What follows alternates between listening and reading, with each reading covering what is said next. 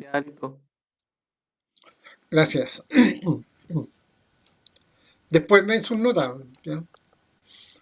Yo pensé que ya se habían comunicado, hoy están las notas puestas.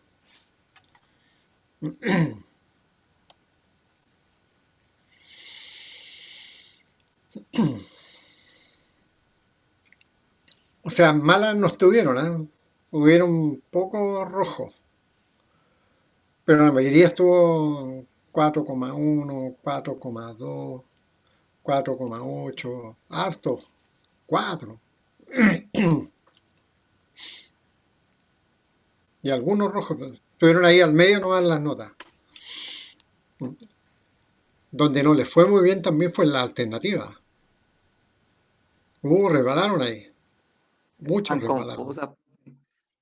Sí, no, sí, lo que pasa es que no es tan confusa, sino que hay que tener mucho dominio de los conceptos. Si el concepto está así a medias dominado, no sirve. Está bien dominado, entonces tú captas inmediatamente la que está correcta. Y cuando yo le mandé la pauta, seguramente ahí se dieron cuenta. Ah, aquí dice, aquí. No están confusas, están todas bien precisas. ¿Mm?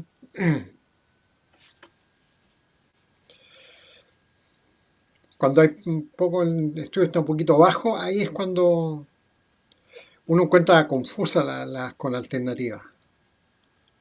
Pero la persona que ha trabajado bien, rápidamente responden correctamente.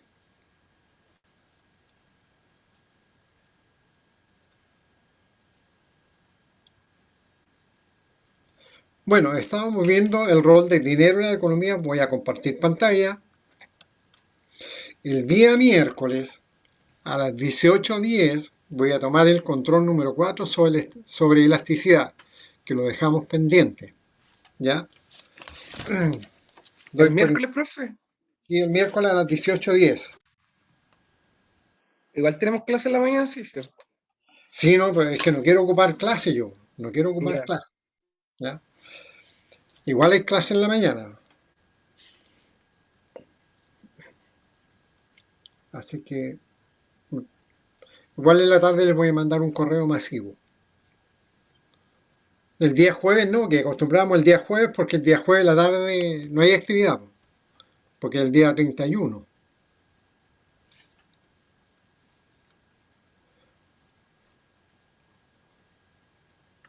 Bueno, voy a compartir la pantalla entonces, aquí está.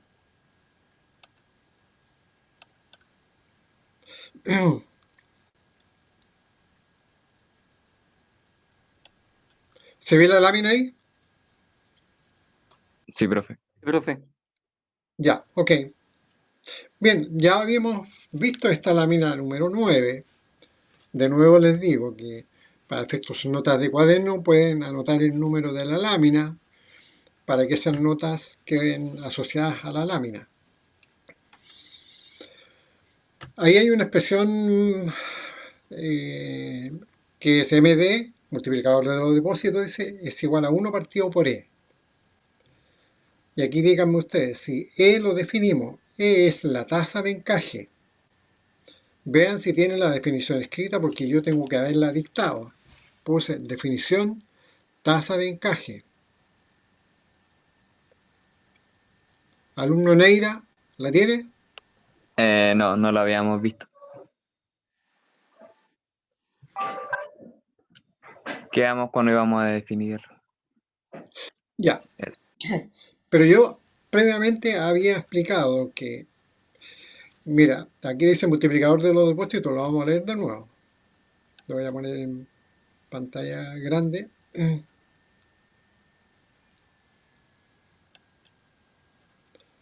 En grande voy a poner ahí.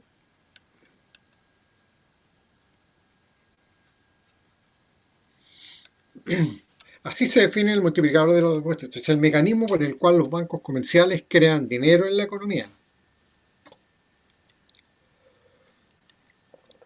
Mediante el mecanismo o proceso depósito, préstamo, depósito.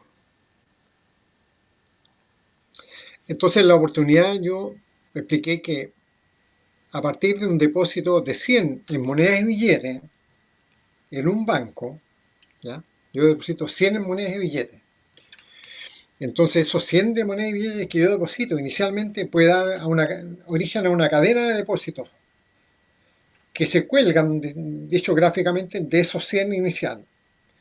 Entonces explicaba yo que, por ejemplo, si yo voy y deposito 100 en moneda y billete, el banco lo recibe. ¿Ya?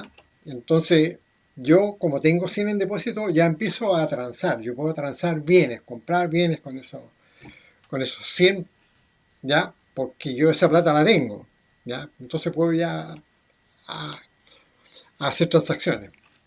Yo sé que yo puedo hacer transacciones por 100, aunque no lo haga inmediatamente, pero tengo esa capacidad. Entonces, ¿qué hace el banco?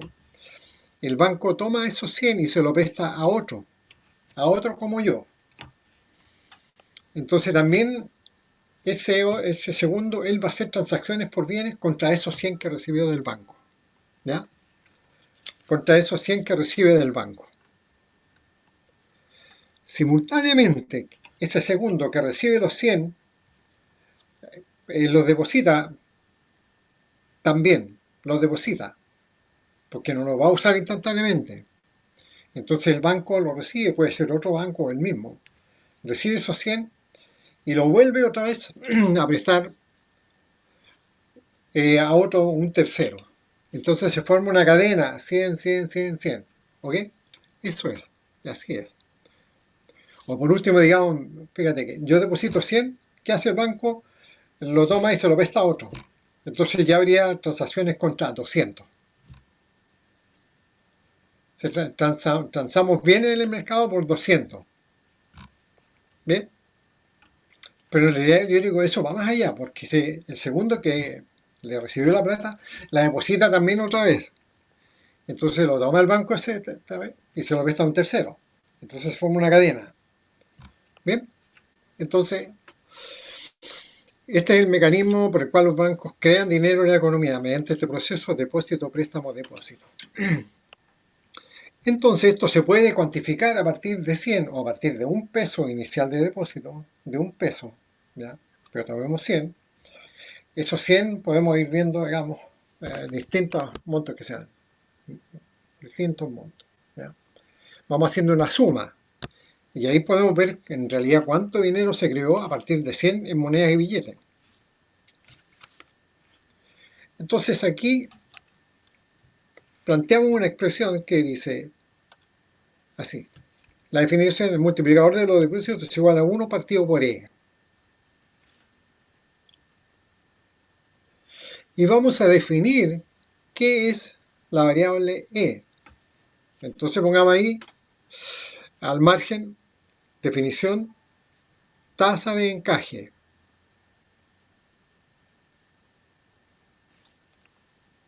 Tasa de encaje. Me dicen si lo tienen escrito, ¿me van a repetirlo, por favor? No, profe, creo que no. No, no está escrito, profe. Ya. Definición, tasa de encaje. Y pequeñito al lado, entre paréntesis, E mayúscula. Bien, es el porcentaje de los depósitos que reciben los bancos. Es el porcentaje de los depósitos que reciben los bancos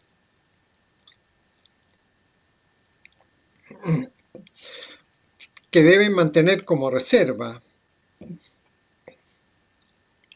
sin prestar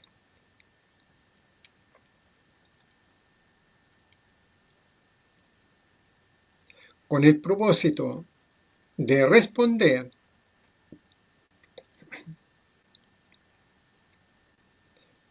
a eventuales retiros de los depositantes. ¿Con el propósito de qué, profe? Con el propósito de responder a los eventuales retiros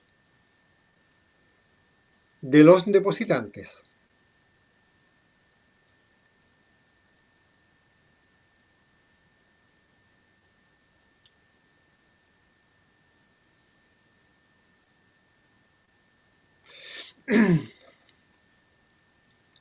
Punto aparte,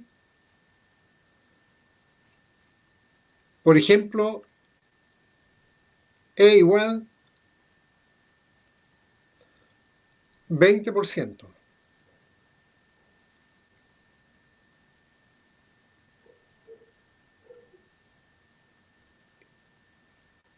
E igual 20%. Punto seguido. La tasa de encaje la fija el Banco Central.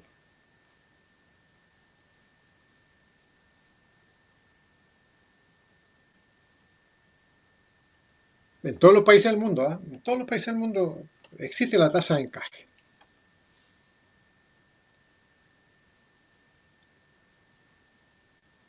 Bueno, ¿y cuál es el objetivo, decía recién? Que quede un pozo, ¿ya? Para responder a los eventuales retiros de los depositantes. Porque, por ejemplo, yo deposito a 30 días, pero si tengo una urgencia a los 10 días, yo voy al banco, oye, por favor, tengo una emergencia, necesito el préstamo, quiero retirarlo. Entonces ahí no funcionaría el negocio, funcionaría con dificultades el negocio de los bancos comerciales. Entonces, para evitar eso, todos los bancos centrales del mundo, como política, fijan una tasa de encaje.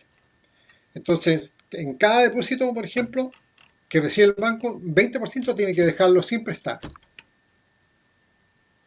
Y va a quedar como un pozo de reserva ahí, un pozo de reserva, ¿ya?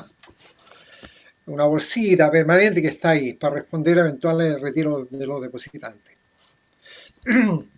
Luego, si yo deposito 100 en monedas y billetes, inicialmente es el depósito inicial, depósito 1, 100 en moneda y billete, ¿qué hace ya? El banco va a tomar los 100, pero de los 100 va a prestar ¿cuánto? ¿Cuánto prestaría el banco? No presta 100, ¿cuánto va a prestar? 80. 80 va a prestar, 80, ok, 80, porque tiene que dejar 20 de reserva. Entonces, quien recibe los 80 lo deposita en el banco. Y el banco que recibe los 80 no va a poder prestar los 80. A ver cuánto presta, a ver.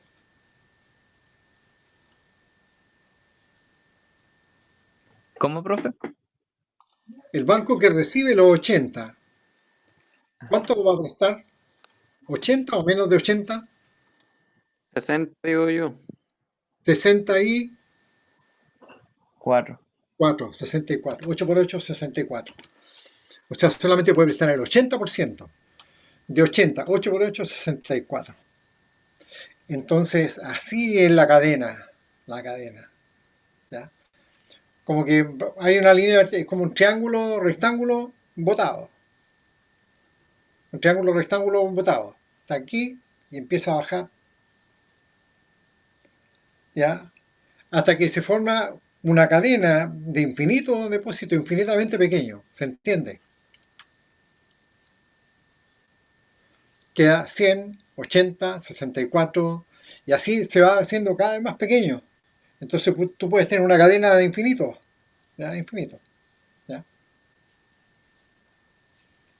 Entonces, la suma de todo eso, el 80, el 100, el 80, el 64, toda la otra porción, te la da esta fracción, 1 partido por e.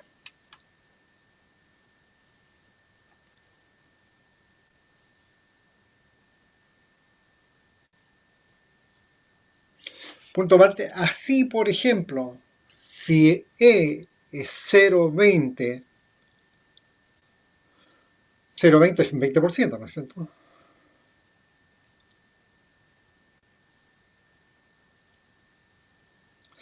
El multiplicador de los depósitos de esta economía sería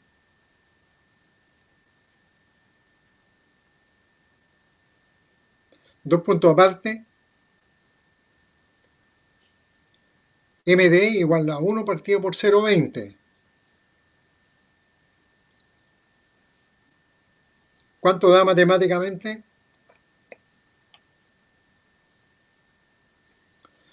MD igual 0,20. Daría 5. Da 5. 5.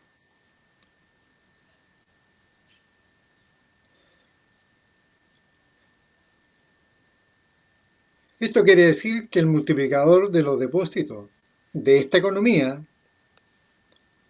es 5. El multiplicador de los depósitos de esta economía hipotética. El Banco Central en Chile fijó, por ejemplo, 0,20, puede ser el 0,15, el 0,12. Pero si en Chile fuera de 0,20, entonces en Chile tendría un multiplicador de los depósitos para el sistema bancario ya de 5.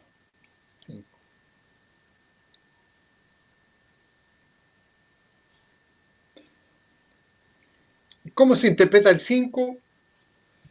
Que a partir de un peso de depósito inicial se crean otros 4. Por este mecanismo DP.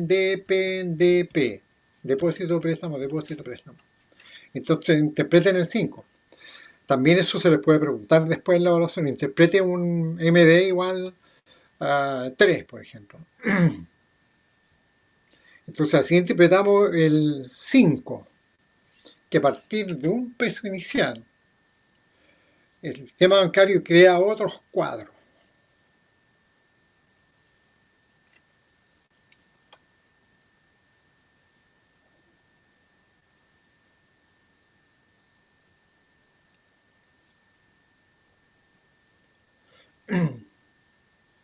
Bien, y esto es real, ¿eh? O sea, los bancos, el negocio de los bancos es recibir dinero de los depositantes y prestárselo a otro.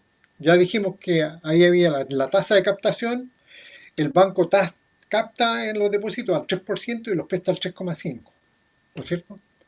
Entonces, ¿cuánto gana el banco? Un 0,5%, que es el spread, el diferencial. Recibe los depósitos al 3% y los presta al 3,5%. ¿Cuánto gana? Un 0,5%.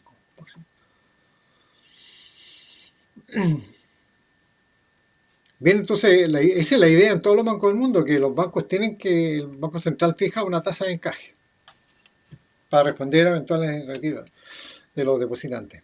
Y también se da cuenta de que los bancos crean dinero en la economía. Por lo tanto, cuando el Banco Central estima la cantidad de dinero, ya dentro de esa cantidad de dinero que vimos en la clase pasada, una parte de la cantidad de dinero de la economía tiene en cuenta esta creación de dinero. ¿Ya? Tiene en cuenta esta creación de dinero.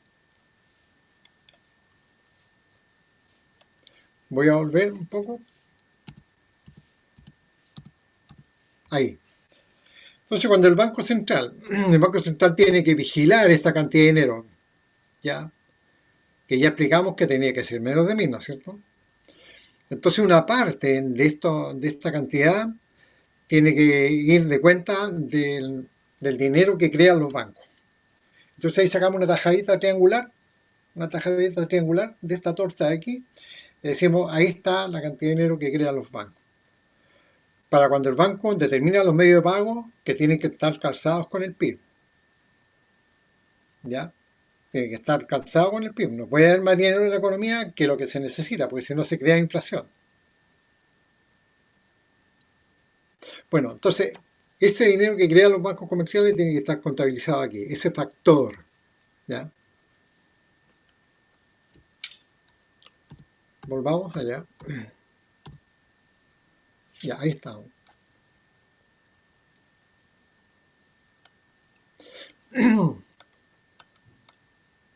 Bien, hasta el momento, como conocimiento cotidiano, la gente sabe que uno deposita a los bancos, ya hay que uno puede ir a pedir prestado, una tasa de interés, pero el significado económico que tiene, digamos, para la economía es esto.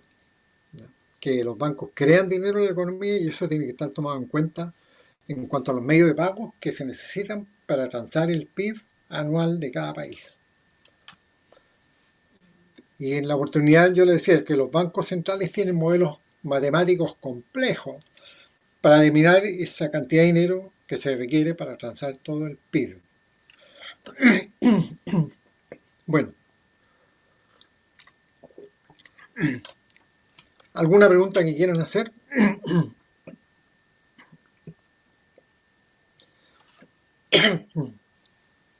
En realidad es un poco teórico, ¿ah? Porque yo deposito 100 y el banco le va a prestar 80 a otro, ¿no es cierto? Entonces hagamos un recorte porque a lo mejor de los 80 va a depositar 60 nomás, ¿ya? Entonces en realidad la cantidad neta que se va a crear a partir de 5 no es 4, sino que por ser un 2,1, por ejemplo. Teóricamente es 4, ¿ya? A partir de un peso se crean 4 pesos. Ah, es bueno que pongan ahí entonces MD igual 5. Pongan en su cuaderno MD igual 5.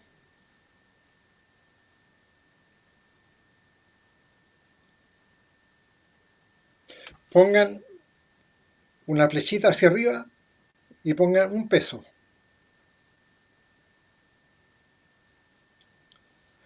A partir del número 5. A partir del número 5 ustedes ponen una flechita así y ponen un peso. Y otra flechita para abajo y ponen 4 pesos. Ahí estamos descomponiendo entonces, se descompone los 5, el multiplicador de los 5. Entonces ahí es cuando yo le decía multiplicador 5, significa que a partir de un peso de depósito se crean otros 4 adicionales. Ya, entonces ya saben interpretar un MD que yo les dé. Un MD igual 2, por ejemplo. Un MD igual 6. Un MD igual 6, 1 y 5. Y ahí es cuando les decía yo recién que 1 y 4, pero tenemos que castigar el 4. Castigamos el 4 y sería 1 y 2,2, por ejemplo, en la práctica. 2,2. ¿Y cómo calculan eso los bancos en los modelos complejos que tienen matemáticos? Sigamos avanzando. ¿Alguna pregunta? Pero ya han tomado conocimiento de que los bancos crean dinero en la economía a través de este mecanismo depósito, préstamo, depósito. Veamos la lámina número 10. Ahora vamos a hablar de las instituciones financieras.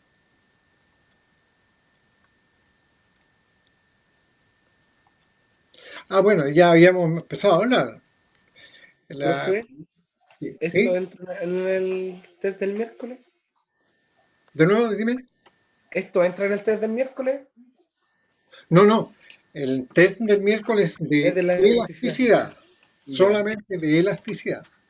¿Y esto cuándo entra, profe? Esto ya va por certamen 2. Ay. Yo creo que a lo mejor hacemos un control más porque con este tendríamos 4.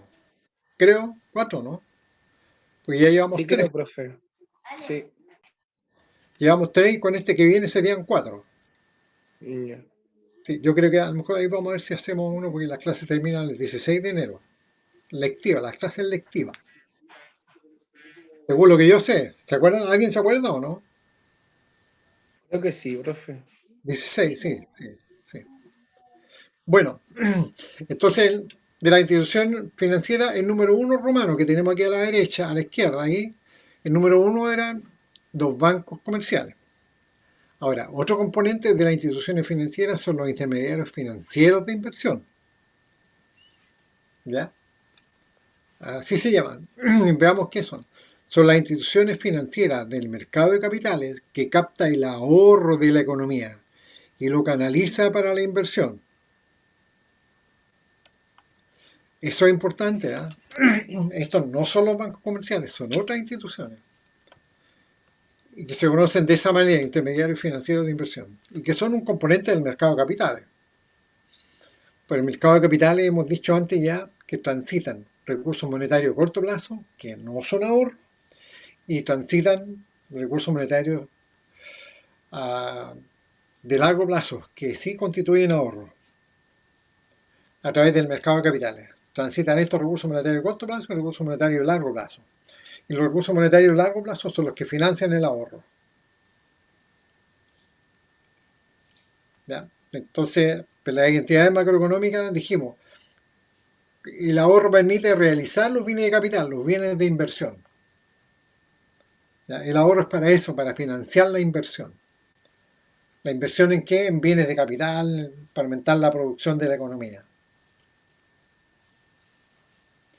Entonces hay instituciones que captan el ahorro, están especializados en captar este ahorro, no este depósito de corto plazo que hablábamos de los bancos comerciales. Los bancos comerciales intermedian los recursos monetarios de corto plazo, que no son ahorros. Esos son los bancos comerciales.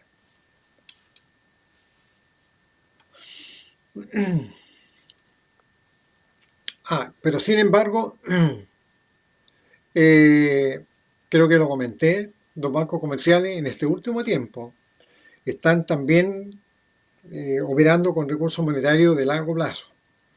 Por ejemplo, los créditos hipotecarios que se piden para comprar departamentos, para comprar casas, esos se están dando a través de los bancos comerciales. ¿Ya? Entonces también los bancos comerciales toman esta línea de producto. ¿Ya? Los créditos hipotecarios son recursos monetarios de largo plazo.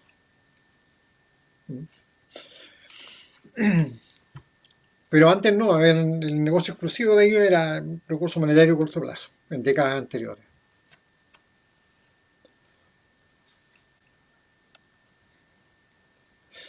Bien, entonces el mecanismo de captación del ahorro es a través de la colocación de títulos de crédito, como acciones, bonos, pagarés de largo plazo. Bien. Si un papá, por ejemplo, un papá tiene 5 millones, contaba en una clase por ahí, tiene 5 millones y quiere usarlo para cuando su hijo entre a la universidad, puede comprar acciones. Los 5 millones los invierte en acciones. Esas acciones las guarda y van ganando dividendos. Las acciones están invertidas a largo plazo.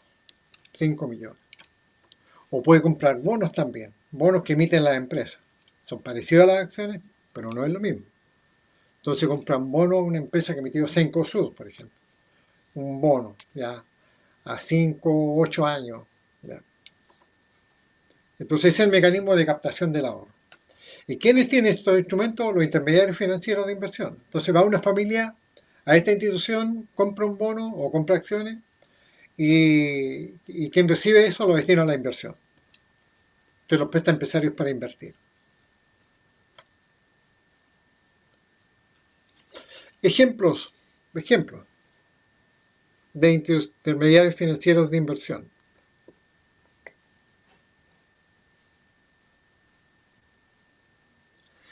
Las compañías de seguro.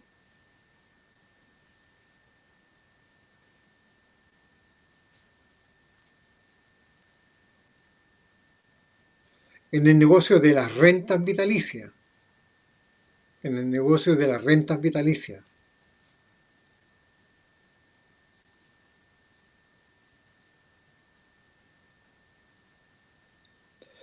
Se parecen a la AFP, entre paréntesis se parecen a la AFP.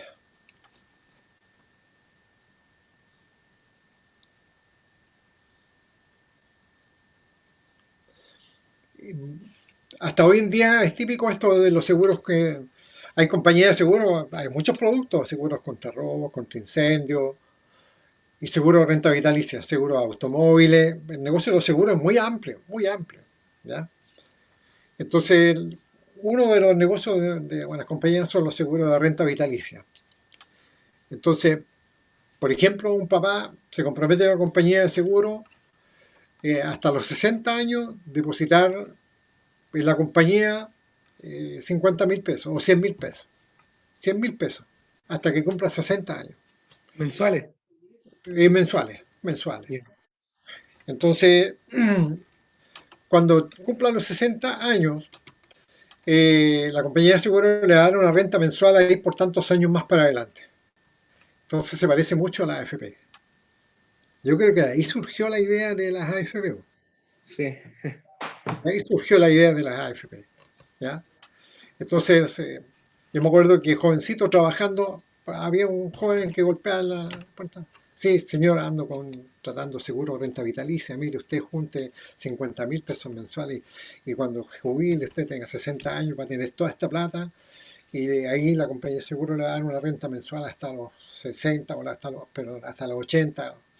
Y si pasa los 80 le va a dar tanto. Entonces la compañía de seguro todavía tiene la renta vitalicia. Ahora ha mutado un poco, ahora tiene la cuenta 2 de la AFP o el APB, por ejemplo, de la AFP, que son equivalentes a la renta vitalicia. Claro que una de las APB, el APB o el otro uno puede retirar. Y la compañía de seguro también de renta vitalicia hay una opción de que el que contrata el seguro tiene opciones de hacer unos retiros, creo, en tantos años, después de 3 años, por ejemplo, uno puede retirar en caso que necesite. ¿Ya? Profe, pero si uno deja de pagar. Ahí hay una fórmula para que castiga un poco, te devuelven la plata, pero te castigan intereses y todo. ¿Ya? Ya, como que no te Claro, devuelven el 100%. claro, no, claro, tienes que pagar ahí los intereses, ah, te descuentan todo el costo administrativo hacia el futuro, todo lo que habría ganado la compañía, ¿ya? Te descuentan todo eso. Ya, profe. Claro. Ujú. Bien, entonces se parece mucho a la FP. Yo creo que de ahí nació los creativos, digamos, de la AFP. Po. Ya, entonces pusimos las compañías de seguros en el rubro renta vitalicia. El otro, las AFP. Las AFP no es otra cosa que un ahorro forzoso de las familias. ¿Ya? Ese sí que es por poner consumo presente por consumo futuro. Entonces lo que te descuentan del sueldo, por ejemplo, ya para la pensión de jubilación, es un ahorro forzoso. Pero es ahorro, es para cuando cumpla 65 años o más. Entonces la AFP también capta mucha cantidad de ahorro ya y que permiten financiar la inversión del país en Chile. Entonces la AFP compran títulos invierten todas estas plata en comprar acciones de Cencosud, acciones de allá, acá, invierten en títulos de crédito.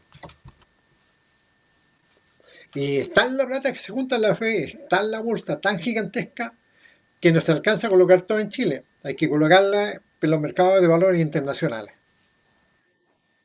Nuestro mercado de capital es muy chiquitito. Somos 19 millones de habitantes. Entonces, la AFP, tanta la cantidad de fondos que reúnen que tienen que depositar al mercado financiero internacional. Y si invierte en algo y se va a pérdida, ¿qué pasa ahí? Eh, ¿Quién va a perder? ¿La AFP o el que ahorra? El FP, po. La AFP. No, la AFP por ley tienen un respaldo, tienen un capital de respaldo que tienen que poner la AFP. Por ejemplo, cuando se crearon la AFP, había que poner un depósito inicial de 200 millones, que era harta plata en ese tiempo. Entonces ahí habría una AFP, un grupo que se reúne, vamos a crear esta AFP, pero tienen que poner un capital ahí de respaldo, 200 millones. Entonces cuando ocurre eso, que no es frecuente que las AFP quiebren, algunas se venden, te puede comprar otra AFP, pero que quiebren no, ¿ya? Te toma otra AFP. Ahora si quiebran, el fisco se hace cargo y de acuerdo a la ley hace la liquidación, se van a otra AFP con sus plata, ¿ya? Y liquidan todos los activos de la AFP que quiebra. Bueno, eso. Las compañías de seguro, los bancos, pues vamos a ver también entonces los bancos comerciales,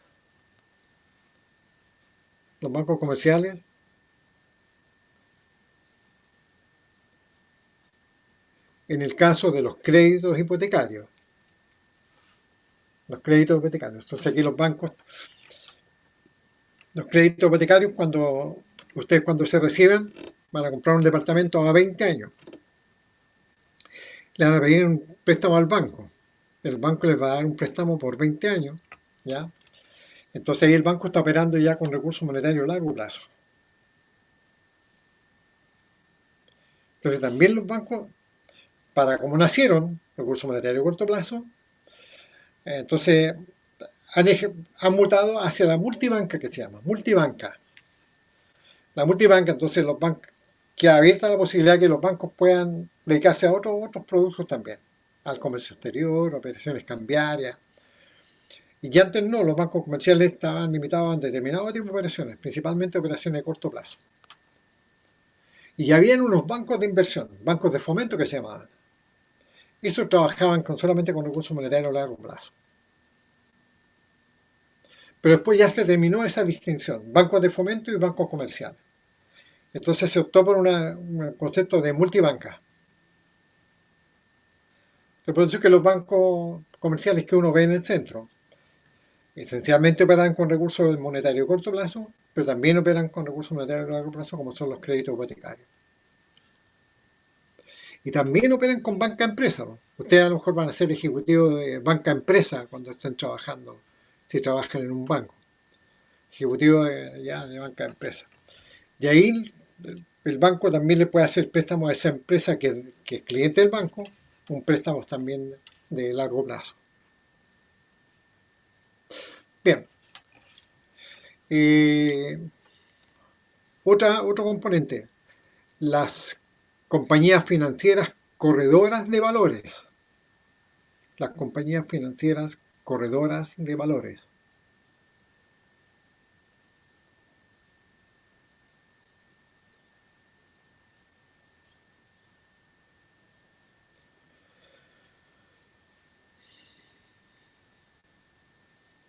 Bien, también ellos operan con títulos de crédito, compran, venden, ya, títulos de crédito.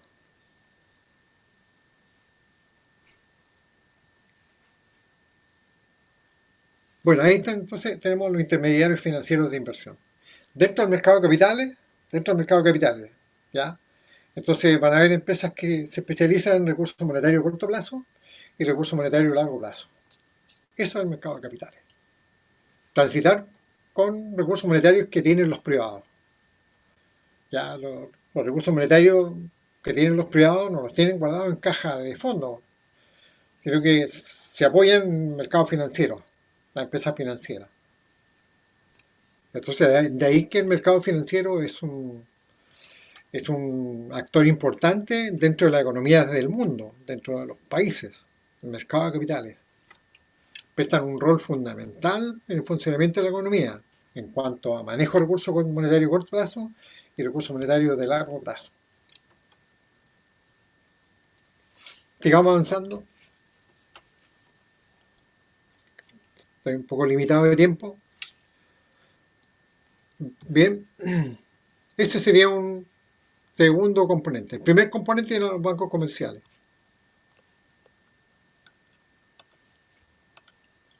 Ya, y tercero, el Banco Central.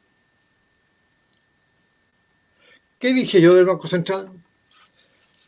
Si alguien me dice, le voy a dar 2 puntos.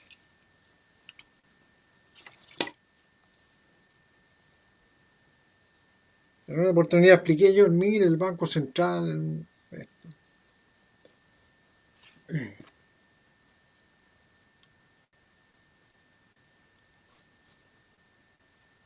Ya, el Banco Central no es un banco propiamente tal, sino que es una especie de ministerio monetario y cambiario. Cuando hablamos de cambiario se habla del mercado de divisas. Es una especie entonces de ministerio monetario y cambiario. De ministerio monetario y cambiario. No es un banco propiamente tal.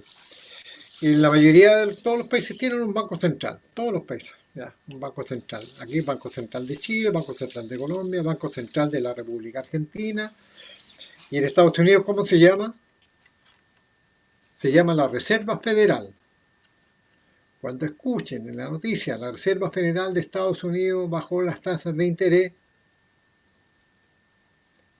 es el Banco Central, que ya se llama la Reserva Federal, que en este momento es una dama, una señora economista, ya presidenta de la Reserva Federal, equivalente al presidente del Banco Central.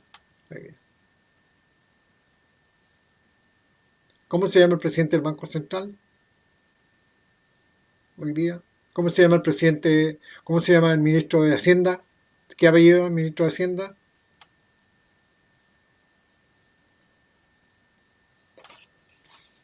Ministro Briones. Y el presidente del Banco Central, Mario Marcel. Ya, Banco Central. Veamos entonces el Banco Central. ¿Qué dice? Funciona el Banco Central. Regulación del sistema financiero, crediticio, de cambios internacionales y de comercio exterior. Regulación del sistema financiero, es decir, regula, dicta normas para el mercado de capitales, ¿ya? Para el negocio del crédito también establece normas para el negocio de los créditos. De cambios internacionales se refiere al mercado del dólar, mercado de divisas. Y de comercio exterior. Tiene que ver con todo lo que exporta Chile, con todo lo que importa, todas las divisas que se usan para importar y todas las divisas que proveen las exportaciones para financiar las importaciones.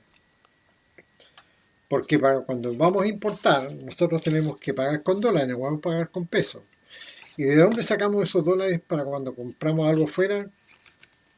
De las exportaciones. Las exportaciones nos proveen de divisas para financiar las importaciones. Entonces, toda esta labor, digamos, de la gestión del mercado cambiario y del comercio exterior le corresponde al Banco Central. Entonces, esa es una primera función, la regulación del sistema financiero, crediticio, de cambio internacional y de comercio exterior. Por otro, importante que la emisión del circulante monetario. Eso no me piden que les explique. Brevemente, el Banco Central tiene que tener planificado cuánta cantidad de dinero efectivo, dinero circulante, se requiere para el funcionamiento de la economía periódicamente. Entonces, por decirlo muy gráficamente, ¿cuántos billetes de 20.000 están circulando en la economía? Ya, ¿cuántos billetes? 20.000. Esto lo controla el Banco Central. Se encarga de emitir el circulante necesario. Y ahí está la renovación también de los billetes que se van deteriorando, se rompen. Entonces el Banco Central los va reponiendo, de tal manera que toda la cantidad de moneda y billetes, esa la tiene controlada el Banco Central, que ya lo comentamos en clases anteriores. Todo el circulante, monedas, billetes, ¿ya? El Banco Central las emite. A través, ¿cómo se llama la unidad que emite los billetes y las monedas? Casa de papel, creo que era algo así. Casa de moneda. La casa de moneda, no casa de la moneda, casa de moneda. Entonces, ahí está a cargo el Banco Central de esa unidad. Ahí es donde fabrican los billetes y todo. En la casa de moneda. Bien. Tercero, actuar como agente fiscal del endeudamiento del Estado.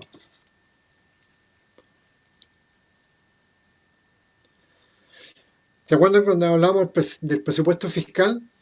El presupuesto fiscal, decíamos, una de las fuentes de financiamiento es el endeudamiento del Estado. Y decíamos, el Estado se puede endeudar internamente, deuda interna, o endeudarse con el resto del mundo, allá en el exterior. Y ahí hablamos de deuda externa del Estado, deuda interna y deuda externa. Entonces, ¿quién firma ahí? Es el Banco Central, el presidente del Banco Central. Es como el representante legal de la empresa. Ustedes saben que es el representante legal de una empresa, ¿no es cierto? Es como el representante legal de Chile. ¿Ya? Para todo lo que es endeudamiento de la hacienda pública. Entonces, por eso es que dice actuar como agente fiscal del endeudamiento del Estado. ¿Cuál endeudamiento? El endeudamiento interno y el endeudamiento externo. Sigamos avanzando. El responsable de definir y ejecutar la política monetaria. ¿Ya? La política monetaria tiene que ver con ese circulito que veíamos del PIB, que yo retrocedí a verlo, ¿se acuerdan? Teníamos un circulito que decía el PIB y otro más chiquitito que decía que era la cantidad de dinero. Entonces, el control de toda la cantidad de dinero esa se llama política monetaria. Ya, aquí aparece entonces, dice, definir la política monetaria, que consiste en controlar la cantidad de dinero en la economía y lograr también la estabilidad en los precios.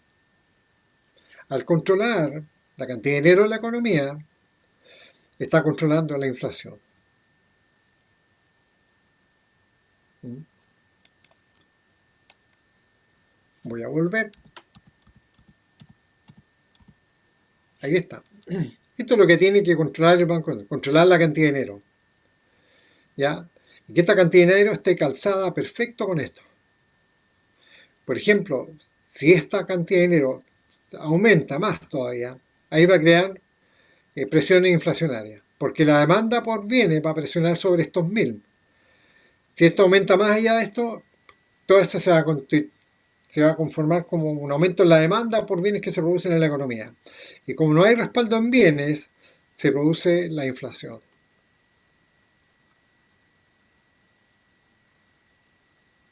Entonces, a esto le llamamos política monetaria, el control de la cantidad de dinero de la economía, que con el objetivo de controlar la inflación, es decir, lograr una estabilidad en los precios de la economía. ¿Y cuál es el indicador de los precios de la economía? ¿Cómo se llama el indicador de los precios de la economía? El IPC. El IPC dice mensualmente en cuánto aumentaron los precios. Por ejemplo, si en el mes es 0,3, quiere decir que los precios de la economía aumentaron un 0,3%, menos de un 1%. Y eso es el indicador, el IPC, índice de precios al consumidor.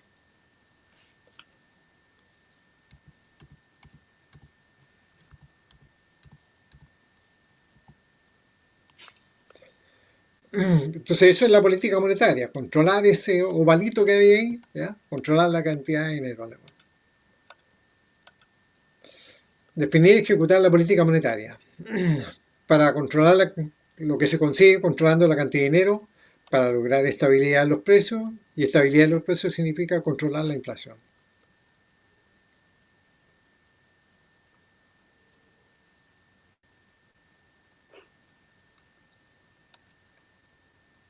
Y estabilidad en la tasa de interés, la tasa TPM, tasa de política monetaria.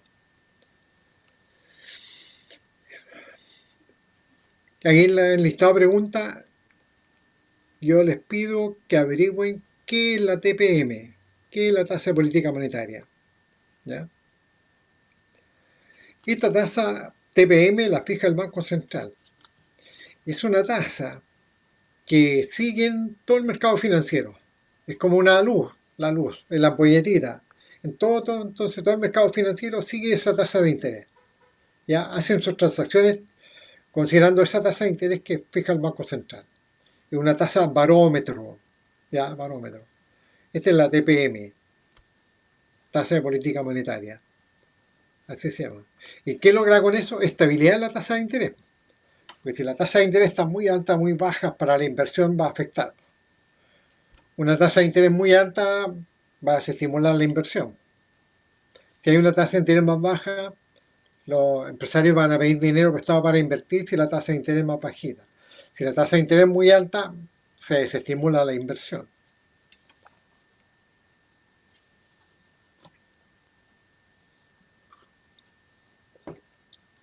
Esto que estoy diciendo es conocimiento práctico de hoy día.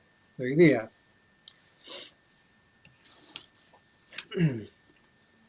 Estamos ilustrando con la realidad. Con esto están aprendiendo bastante economía ustedes. Bastante economía diaria. Más adelante van a ver los modelos macroeconómicos. Pero aquí están atendiendo lo que es cotidiano, pero ya más conceptualmente. Más como dominio de conocimiento. Por eso que le comentaba yo al principio a los compañeros, había un compañero asistente a la reunión, que vienen pocos compañeros a la clase online directa, y que muchos compañeros a veces no ven la videoconferencia, aunque piensen que la van a ver después. Entonces hay una pérdida de conocimiento importante, que después va a influir mucho en los ramos que vienen. Y todo esto que estamos entregando ahora son conocimientos duros que se van a necesitar. Y por eso es que las notas no estuvieron muy altas. No hubieron sobre 6, una nota sobre 6. Y la mayor parte de las noticias de las notas están de 4,5, 4,6, 4,1, 4,2, por ahí.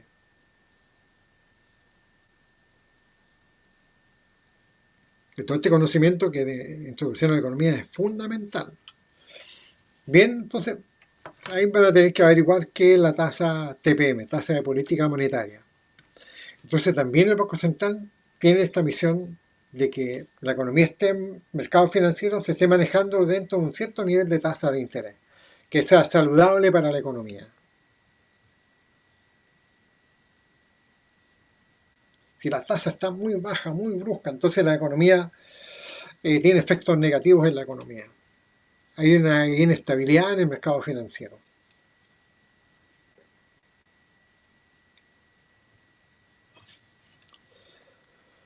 El siguiente, definir y ejecutar la política cambiaria.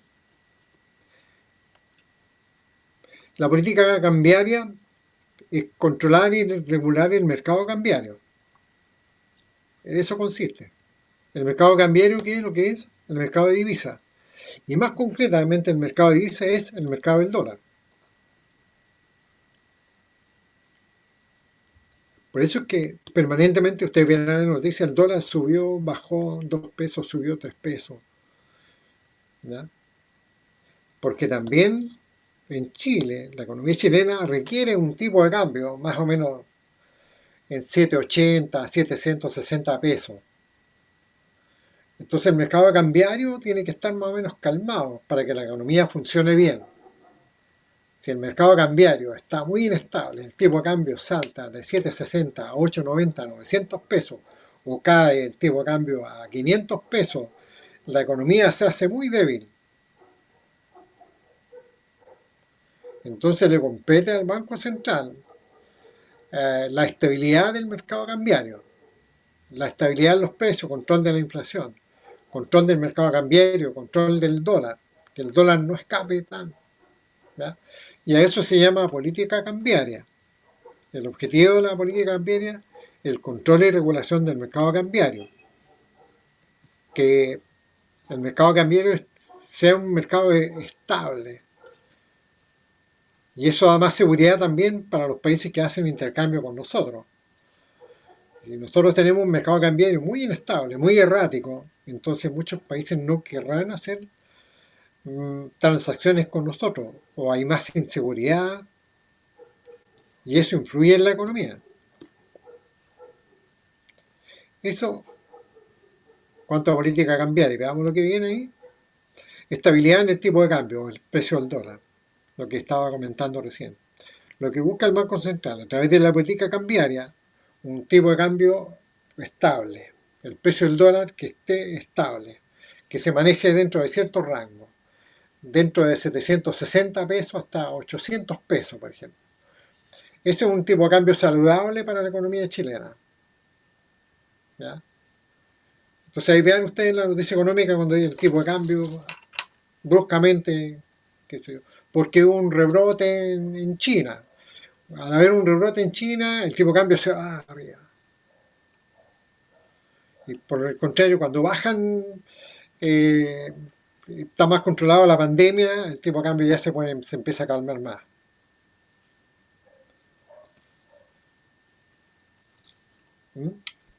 Entonces también es otro indicador macroeconómico, el tipo de cambio en el país.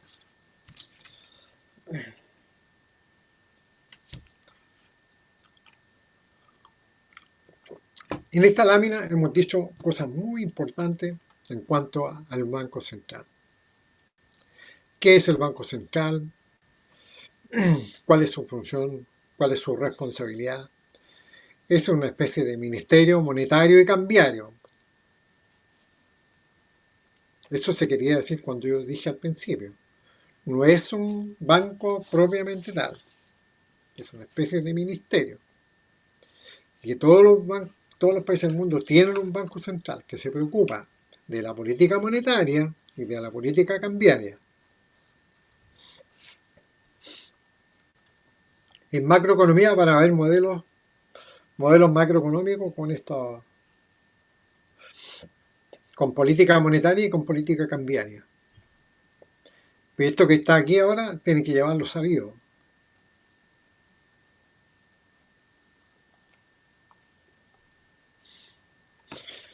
Sigamos avanzando. ¿Alguna pregunta que quieran hacer?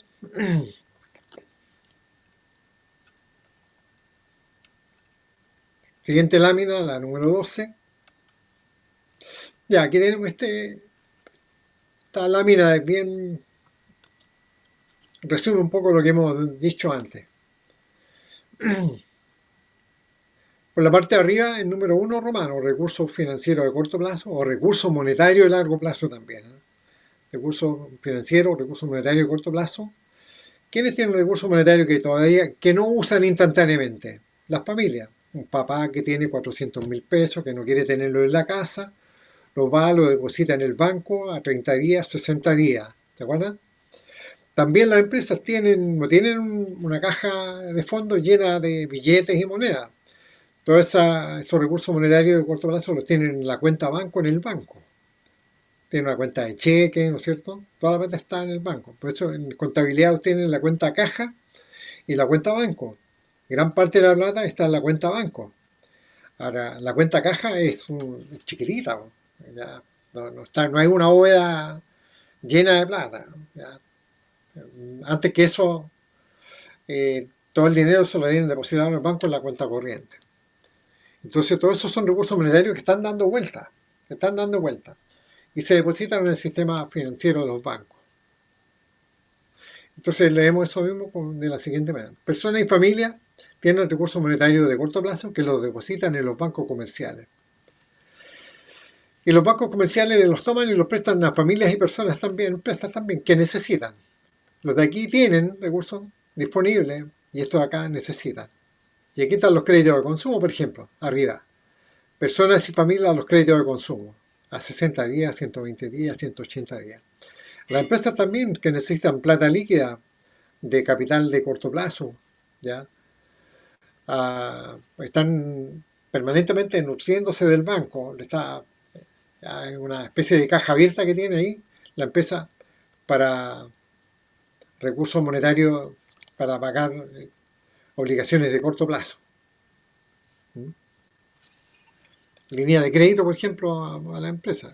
Los papás tienen una línea de crédito, aparte de la cuenta corriente, tienen una línea de crédito. La empresa también tiene una cuenta corriente y línea de crédito para recursos de corto plazo. ¿Ya? Entonces, aquí estamos retratando entonces el mercado de capitales. Tiene dos componentes del mercado de capitales. Instituciones que operan con recursos financieros de corto plazo, como son los bancos comerciales, y instituciones que operan con recursos financieros o monetarios a largo plazo. Entonces, ¿quiénes generan ahorro? Las personas y familias y empresas son las que ahorran en la economía. Esto ya lo vimos antes. Entonces, cuando decimos ahorro es por poner consumo presente por consumo futuro. Y decíamos, ¿quiénes ahorran? Ahorran las familias y ahorran las empresas. Entonces, ¿quiénes tienen este ahorro? Lo llevan al sistema financiero. Para eso compran títulos. Entonces, un papá, por ejemplo, tiene 5 millones y compra acciones. Esta plata que está en el sistema financiero. El sistema financiero tiene las acciones. Entonces, este papá que tiene 5 millones va y compra aquí, en el mercado financiero, compra acciones de Cencosud, 5 millones. Entonces, el papá se queda con un título de crédito, ¿no es cierto?, que son acciones, y el sistema intermediario financiero toma los 5 millones y se los presta a empresas para inversión. Y aquí es donde se ve más clarito el proceso de conversión del ahorro en inversión. ¿Ya? Entonces aquí es cuando por ahí en una parte dice a los intermediarios financieros de inversión les corresponde un rol fundamental en la economía, ¿ya? Que son las instituciones que permiten la conversión del ahorro en inversión. Recogen el ahorro y lo prestan a las empresas para inversión. Entonces aquí aparece la letra ahorro, aquí a este lado, fíjense, el ahorro, la letra S mayúscula, idéntico a la inversión, ahí está.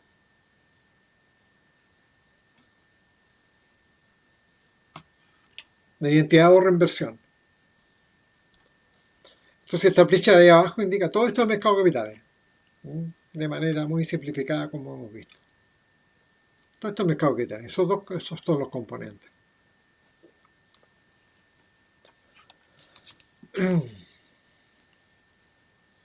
Me quedan 15 minutos. Da inflación. Vamos a ver entonces la inflación.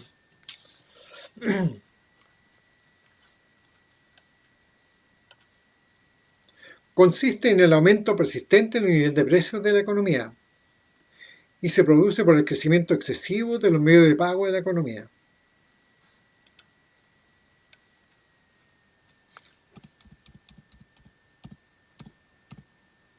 Se produce por el crecimiento excesivo de esto.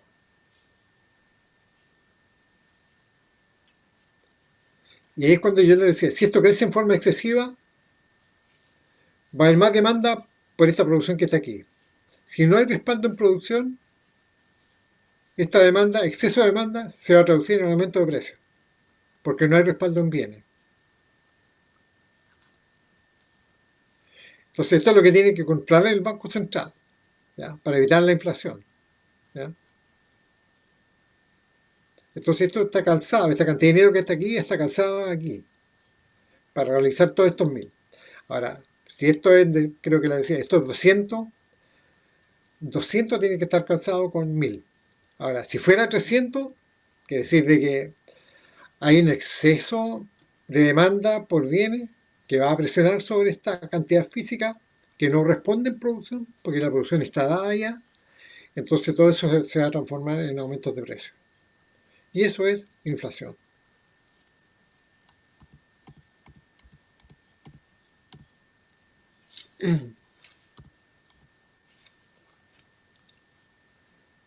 Aquí ya estamos entendiendo un poco más lo que es la inflación. Consiste en el aumento persistente en el nivel de precios de la economía y se produce por el crecimiento excesivo de los medios de pago en la economía. Ahora, es normal que de un mes a otro los precios vayan aumentando. Dice, la inflación el mes pasado fue un 0,5%, que es alto, es mucho eso, 0,5 mensual es mucho. Quiere decir que los precios aumentaron en la economía un 0,5%. Ya, pues normal, si no somos matemáticos. Es imposible que las papas, por ejemplo, durante todo el año cueste 500 pesos el kilo, ¿ya? Que entre enero y diciembre, hasta diciembre, el precio de las papas sea 500 pesos, ¿no? O sea, los precios van variando en forma natural y varían hacia arriba, ¿ya? Entonces, ¿qué es lo que se quiere? Ok, el Banco Central dice, el aumento de precios es normal. Entonces, lo que esperamos es que ese aumento de precios sea saludable para la economía. O sea, que haya un aumento de precio, pero que sea un aumento de precio soportable por la economía. Entonces yo les puedo decir ahora, por ejemplo, ¿cuánto es soportable para la economía chilena y que es saludable para la economía chilena de la inflación? Un 3% anual. Un 3,5% anual que aumenten los precios es saludable para la economía chilena. Una inflación de un 3, un 3,2 anual, ¿ya? Es saludable. Pero una inflación de 12%, 15% hace mucho daño a la economía. Y la economía se vuelve inestable, en fin.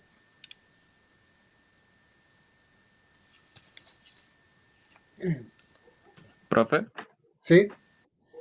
¿dinero llegar a escasear, la inflación bajaría? ¿Sí qué cosa? El dinero. Menos dinero o escaseara, por decirlo. No, los precios pueden bajar porque baja la demanda. Ya la gente eh, gasta menos en la economía. Entonces al gastar menos, los precios aumentan muy bajito. ¿Ya? Muy bajito. Ya. Entonces empieza a ocurrir de que los, los créditos de consumo empiezan a bajar.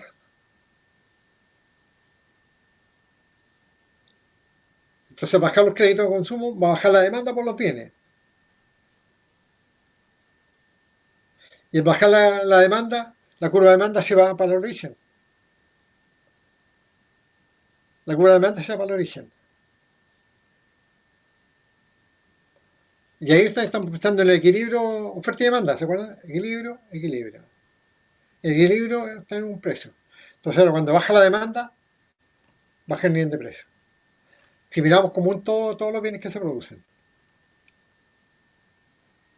Entonces hay menos gasto en la economía. Al haber menos gasto en la economía, hay menos demanda y los precios bajan. No es porque disminuya, bueno, disminuye el crédito, ya la gente pide menos crédito de consumo. Y eso ocurrió, ¿eh?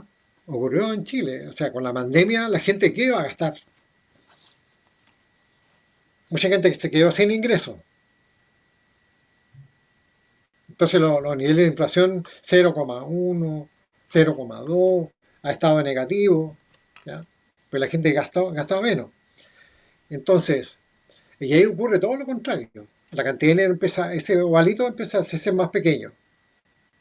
Entonces hay menos demanda por el PIB de 1000, la demanda va a ser menor ahora. ¿Ya? Y entonces, al bajar la demanda agregada, o sea, en macroeconomía van a hablar de demanda agregada, al bajar la demanda agregada, baja el nivel de precio. No es que haya menos dinero, sino que, por ejemplo, lo que está más a mano es que ocurra menos crédito, que haya menos crédito de consumo, por ejemplo, y por ahí está el... Y la gente gasta menos. Se sabe, por ejemplo, mucha gente que está recibiendo su sueldo, ya, y la cuenta corriente le aumenta, ya, tiene más saldo, porque con la pandemia se da menos oportunidad de gastar. ¿Quién sale de vacaciones? Poca gente sale a comer, poca gente sale a comer.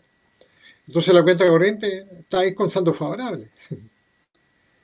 Entonces el gasto empieza a caer, cae el gasto, disminuye la demanda, se va hacia el origen. Entonces el punto de equilibrio ese, el E baja a E' para el origen. Ahí yo creo que ahí me entendieron. Bien, un crecimiento excesivo de los medios de pago. El crecimiento excesivo de los medios de pago es eso, ¿eh? Cuando la gente empieza a pedir más crédito de consumo. Y cuando la gente se sobreendeuda, luego empieza a aparecer en la noticia, los chilenos son los países más endeudados en el año 2019, por ejemplo. Los créditos de consumo son un actor importante en la economía, ¿eh? Eso se llama el gasto de la economía, el gasto que está creciendo en forma natural. Entonces, cuando se calman los créditos de consumo, la gente pide menos créditos de consumo, la inflación es menor. Sigamos avanzando, vamos a ver de nuevo, consiste en el aumento persistente en el nivel de precio de la economía. O sea, los precios, como decía recién, siempre van a aumentar en forma natural, no somos matemáticos. Entonces la idea es que haya un... Entonces Chile, ¿cuánto es la inflación anual? Un 3%. En enero un 0,1, va sumando mensualmente. 0,1, en febrero 0,2, tal que al final del año tiene un 3% acumulado. 3,5. Eso es saludable. Pero inflación de 10%, de 8%, 9%, no hacen bien a la economía. Ya ese país está sufriendo problemas de inflación. Un 3%, ese país no está sufriendo problemas de inflación.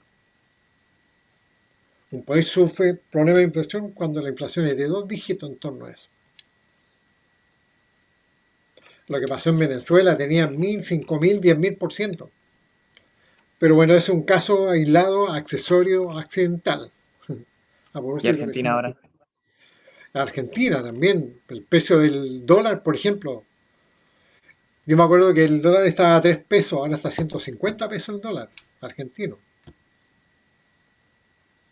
O sea, ha ido escalando. Entonces, por eso esa economía se vuelve muy inestable. Ya, y en el ranking de países confiables están para abajo, están muy abajo. ¿Y ustedes saben más o menos en qué lugar estamos en los países confiables? ¿En qué lugar más o menos? Creo que lo he dicho en una clase por ahí. Ni idea, Estamos en profe. lugar. ¿Cuánto más o menos? No sé. El lugar 20, más o menos, 22, por ahí. Dentro de los 190 países del mundo. Estamos en el bloque ahí de avanzada. Países muy seguros para invertir. Un país muy estable económicamente. Esos son los indicadores de competitividad que aparecen en la prensa económica. Índice de competitividad. Chile cayó 2 lugares o Chile mejoró 2 lugares en índice de competitividad mundial.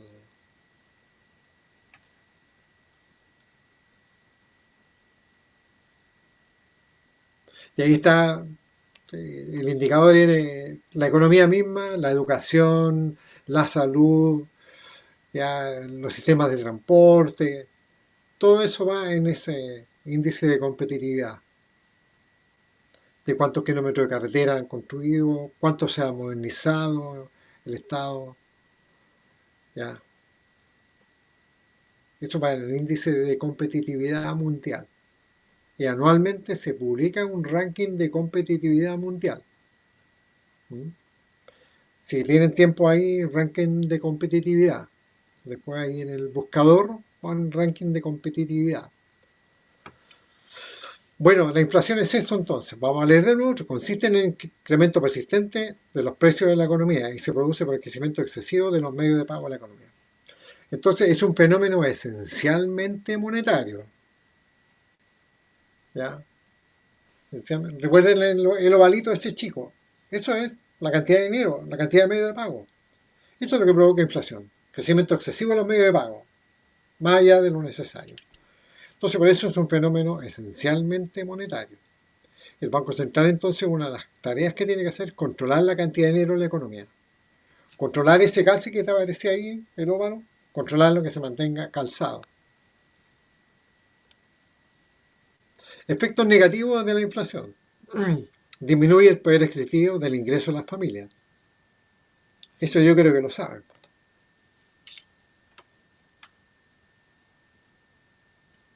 Tú tienes 100 pesos, puedes comprar 100 unidades de un bien que vale un peso.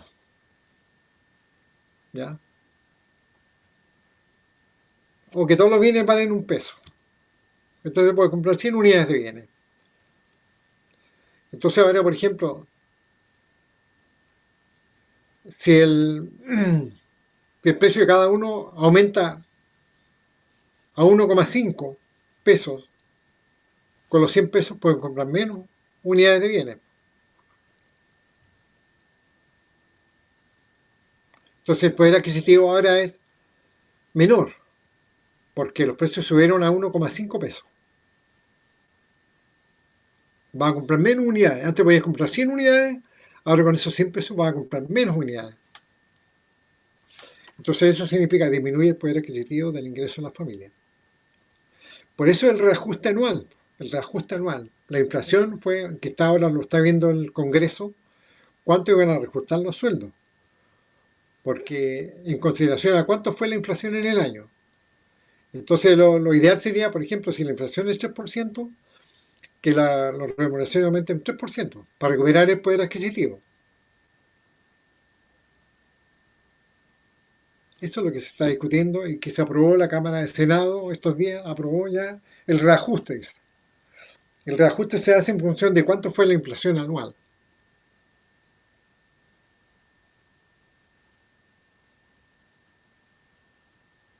Y que permite cubrir esa disminución del poder adquisitivo habido durante el año. Bueno, es un efecto negativo, disminuir el poder adquisitivo del ingreso de las familias. Esto tiene una connotación social muy grande, muy importante. Que una familia que tiene escasos recursos, además ahora puede adquirir menos bienes. Eso es muy serio para una economía. ¿Ya? Las familias de escasos ingresos y se aumentan los precios, más todavía. Veamos algo más. Desestimula la inversión, porque al aumentar la inflación aumentan las tasas de interés. Al aumentar la inflación aumentan las tasas de interés. del mercado financiero, la tasa de interés del mercado financiero.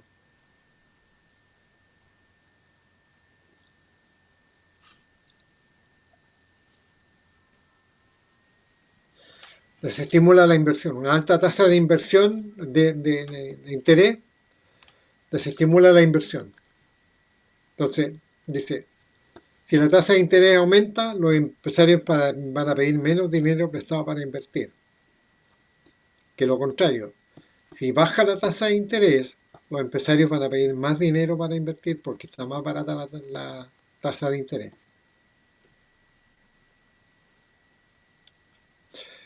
Tiene un efecto contractivo en la actividad económica. La actividad económica se contrae, ¿ya? La alta inflación hace que se contraiga la actividad económica, porque con la misma plata tú demandas menos bienes, po.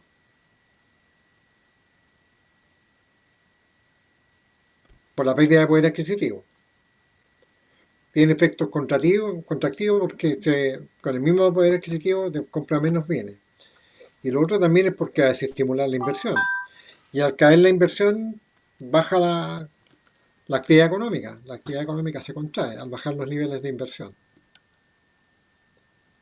Aumenta el desempleo de la mano de obra. Y aquí quedamos. ¿Ya? Nos vemos en la próxima clase. En la próxima clase vamos a empezar a basar el miércoles el sector externo en la economía. Y con eso terminamos. De ahí vamos a hablar de la balanza de pagos de Chile, las exportaciones, las importaciones, los capitales extranjeros. Vamos a ver. Díganle a sus compañeros que tienen que asistir a las clases.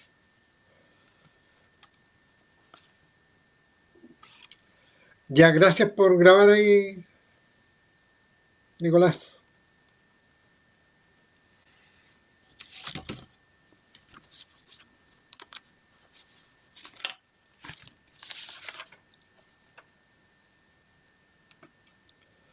Ok, nos vemos entonces. ¿Alguna pregunta? El miércoles entonces a las 18 días. Control sobre la elasticidad. Bien, nos vemos. Que estén bien. Chao, Chao, profe, que esté bien. chao, chao.